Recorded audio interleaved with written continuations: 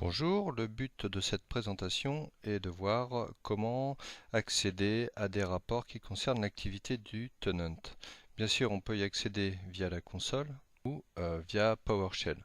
Tout d'abord, pour avoir la liste des commandes qui vont nous permettre d'éditer des rapports, nous allons utiliser la commande get-command étoile report. On voit donc qu'on a une foultitude de commandes.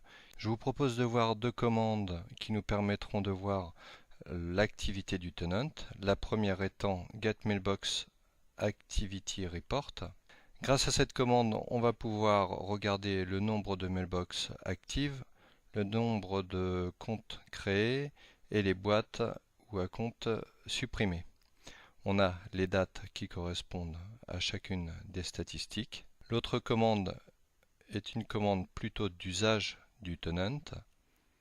Grâce à cette commande, on va pouvoir voir le nombre de boîtes inactives, celles qui sont quasiment over quota et le nombre total de boîtes sur le tenant. Si l'on veut regarder les connexions ou les habitudes de connexion d'un ou plusieurs utilisateurs, on va utiliser la commande getConnectionByClientTypeDetailReport. Ici, on a la liste de tous les utilisateurs par date et heure et le client utilisé pour se connecter à leur boîte. Si l'on veut regarder un utilisateur en particulier, on va utiliser le where-object avec une sélection sur username.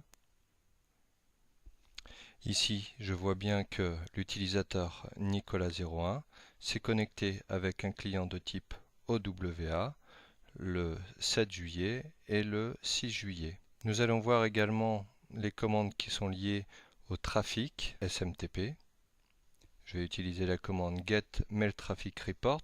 Ce qui est intéressant avec cette commande, c'est que nous allons avoir des statistiques sur ce qui a été considéré comme du mail licite, du spam ou du non-spam, et également les messages qui ont matché des règles de transport.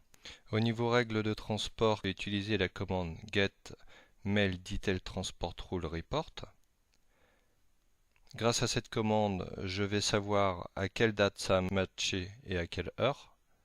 Je vais avoir le sujet du message, mais je peux demander autre chose. Si je veux tous les détails, je vais utiliser l'option FL. Voilà.